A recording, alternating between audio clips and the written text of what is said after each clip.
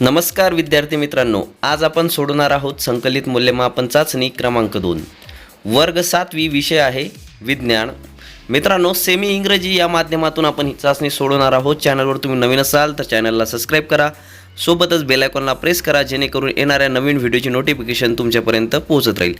मित्रांनो, अशाच प्रकारचे व्हिडिओ आपण आपल्या यूट्यूब चॅनलला टाकत असतो, त्यामुळे आपण एक सायन्सचा दुसरा व्हिडिओसुद्धा आपल्या चॅनलला टाकला आहे किंवा टाकणार आहोत. त्यामुळे तुम्ही तो पण अभ्यास करावा जेणेकरून हा पेपर जर तुमच्या परीक्षेला आला नाही तर तो पेपर 100% तुमच्या परीक्षेला येईल. तर चला मग सोडूया. पहिला प्रश्न, question number A, fill in the blanks. 1 number, the process of digestive start from fill in the blanks. Answer आहे मित्रांनो माउथ. अशा प्रकारे लिहायचं आहे. 2 नंबर आहे, for construction purpose fill in the blanks. Cement is the most commonly use cement. या रिकाम्या जागेचा आन्सर आहे मित्रांनो पोर्टलँड.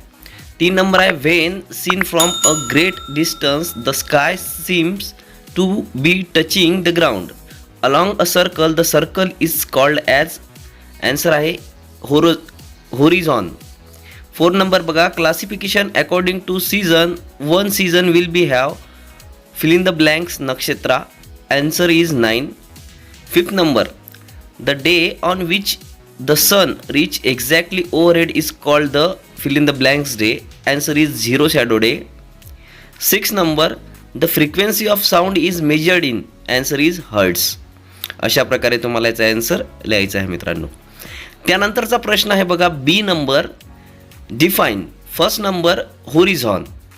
होरिझॉनची आपण काय लिहिली आहे मित्रांनो, एक डेफिनेशन लिहिलेली आहे बघा. काय लिहिलेली आहे, each layer of soil differ in feel, texture, color, depth and chemical composition. These layer are called horizon. Second number, digestion. Definition आपण लिहिलेली आहे मित्रांनो, the process of conversion of complex food substance to simple absorbable form by mechanical and biochemical method is called digestion. अशा प्रकारे लिहायचं आहे. Third number आहे मित्रांनो, मायक्रो ऑर्गॅनिझम. याची डेफिनेशन बघा, an organism that can be seen only through a microscope. अशा प्रकारे आपल्याला याचं उत्तर लिहिता येईल. 4 नंबर आहे, कॉन्स्टलेशन. आन्सर बघा, a group of star forming a define shape is non as constellation. अशा प्रकारे आपल्याला याचं उत्तर लिहिता येईल मित्रांनो. 5 नंबर आहे, लुनार इक्लिप्स. याचं उत्तर बघा, it occurs when the earth come in between the sun and the moon. At a result the earth blocks the light of the sun from reaching the moon's surface and cast its shadow on the moon. It occurs on a full day moon. अशा प्रकारे आपल्याला याचं उत्तर लिहिता येईल मित्रांनो. Question number C, write short note. First number, atom and molecules. Answer, atom is the smallest part of an element. Molecule consists of one or more atom bound together by covalent means chemical bond. अशा प्रकारे तुम्हाला याचा answer लिहायचा आहे मित्रांनो. त्यानंतर आहे mineral resources.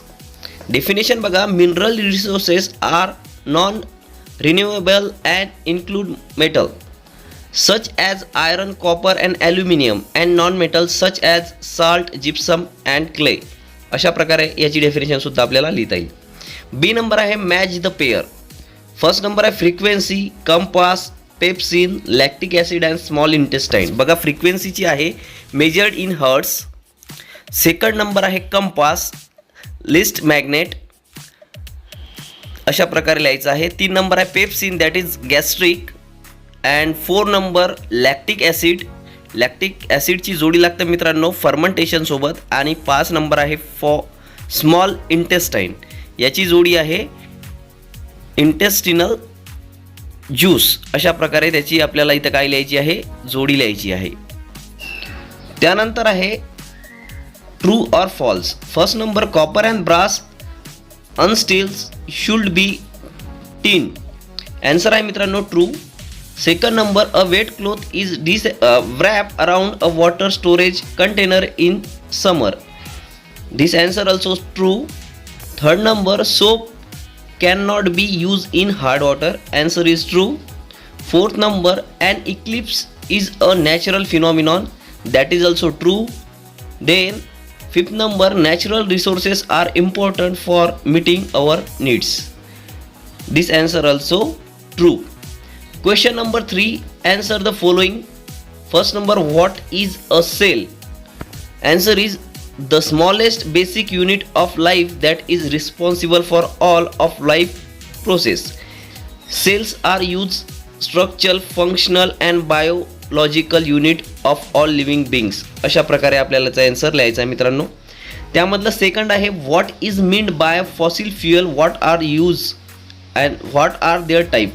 Answer, fossil fuel is a fuel form by subjecting dead remain of organism of natural geological process over very long period. Fossil fuel can be broadly categorized into three types: coal, petroleum and natural gas. अशा प्रकारे आपल्याला याचा answer लिहिता येईल मित्रांनो. त्यानंतरचा प्रश्न आहे 3 नंबर बघा, how is sound produce? Answer, sound is produce when something vibrate. The vibrating body causes a medium, water, air around it to vibrate.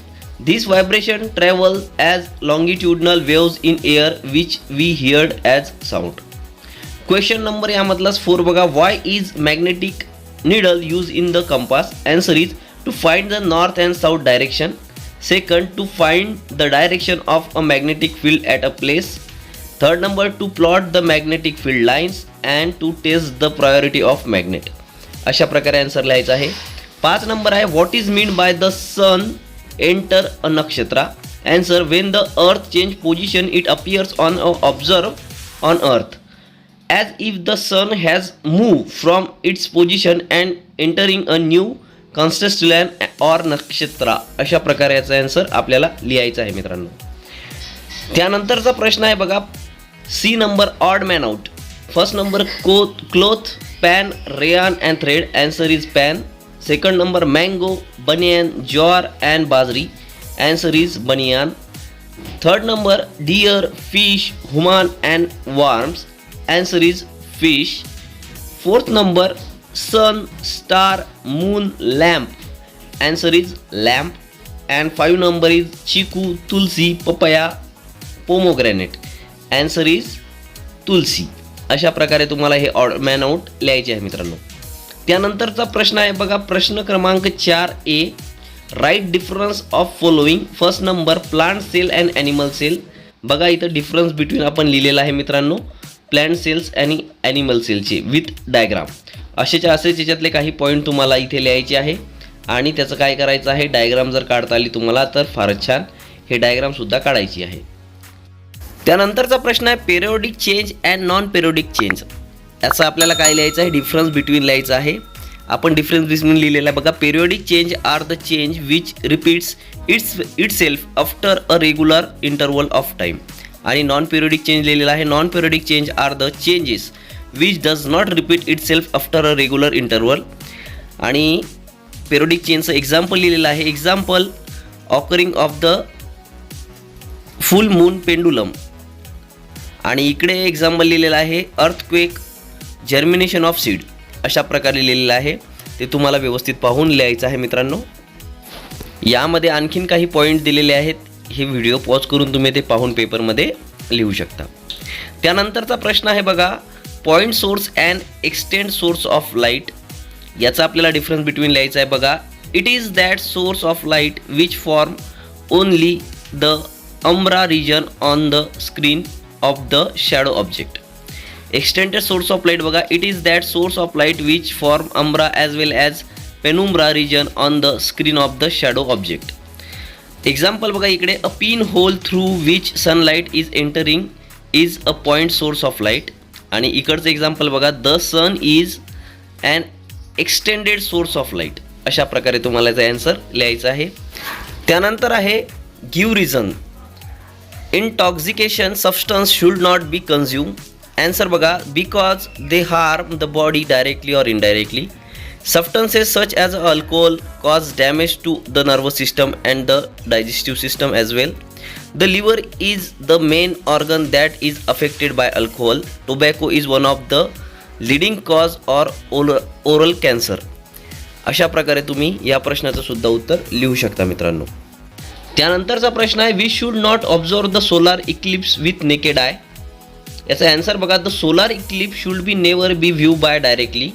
This is because during a solar eclipse the earth reverses a lot of ultraviolet radiation. This radiation can be burn the retina of the eye and hence we can close the eyelid permanently. अशा प्रकारे तुम्हाला याचा answer लिहायचा आहे. त्यानंतरचा प्रश्न आहे third number. The sound generate by a tabla and sitar are different. याचं आन्सर आहे मित्रांनो, tabla is a percussion instrument while sitar is steering instrument. Tabla is played by tapping the stretched membrane of the drum and sitar is played by plucking the straight strings. अशा प्रकारे तुम्हाला याचा answer लिहायचा आहे मित्रांनो हा व्हिडिओ तुम्हाला आवडला असेल तर चॅनलला सबस्क्राईब करायचं आहे, सोबतच व्हिडिओला लाईक करायचं आहे, कमेंट करायचं आहे आणि हा व्हिडिओ आपल्या वर्गमित्रांना शेअर करायचा आहे. मित्रांनो या व्हिडिओच्या माध्यमातून तुम्ही मला सुपर चॅट स्टिकर पाठवू शकता, सुपर चॅट मेसेजसुद्धा करू शकता. खूप खूप धन्यवाद मित्रांनो. अशाच नवनवीन व्हिडिओ पाहण्यासाठी आमच्या चॅनलला नक्की सबस्क्राईब करा.